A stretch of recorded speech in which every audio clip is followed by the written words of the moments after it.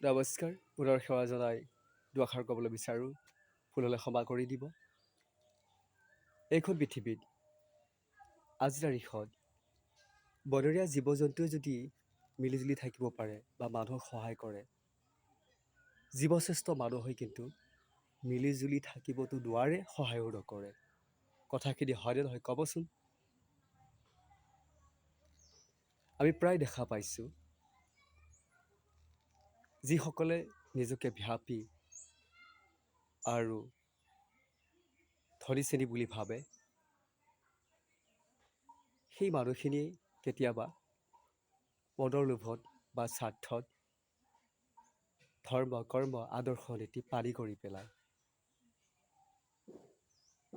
এইখিনি হয়নে নহয় চাবচোন। আমি নিশ্চয়কৈ দেখা পাইছোঁ। সেয়েহে আজি ভিডিঅ'টোত প্ৰস্তুত কৰিছোঁ, এইকাৰণে কৰিছোঁ, সেই ধনী গুণী জ্ঞানী ব্যক্তিসকলেই সৰু মানুহক বেছি এটেক কৰে। অমানৱীয় কৰ্ম কৰিবলৈ, সমালোচনা কৰিবলৈ কুণ্ঠাবোধ অকণো নকৰে। মই জনাত মানুহ ধৰ্ম কিয় লয়? পৰিৱৰ্তন হ'বৰ বাবে। ভাগৱত কিয় শ্ৰৱণ কীৰ্তন কৰে? যাতে অন্তৰৰ মলিনতাবোৰ, অহংকাৰবোৰ নাইকিয়া হয়। সকলোকে যাতে আমি সমজ্ঞান, সমভাৱ চাব পাৰোঁ, যাতে এখন নিকা সমাজ গঢ়িব পাৰোঁ। সেইবাবে মানুহ ধৰ্ম লয়, ভগৱানৰ নাম লয়।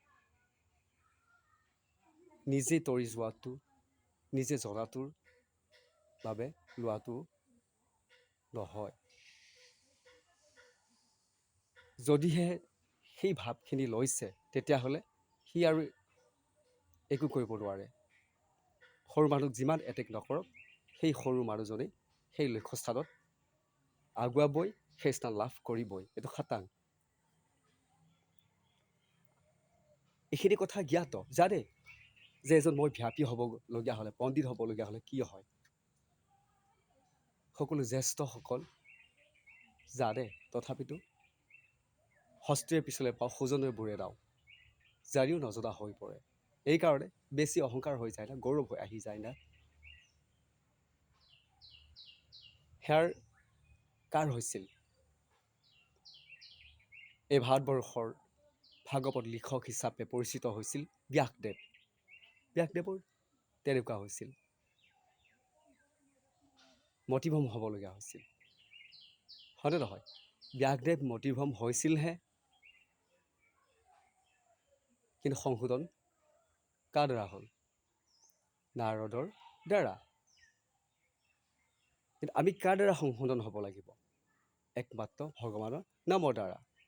যদি হোৱা নাযায়, চাব ইয়াৰ ৰিজাল্ট পিছত পাব। আপুনি নিজকে যি ভাবিছিলে, মই এজন জ্যেষ্ঠ পণ্ডিত, সময়ত আপোনাৰ ভগৱানৰ নামটো মুখত নাহিব। সেয়েহে কথাখিনি ক'ম বুলি ভবা নাছিলোঁ, ক'বলৈ বাধ্য হৈছোঁ। কিয়? আমি যিমান দেখিছোঁ, শুনিছোঁ,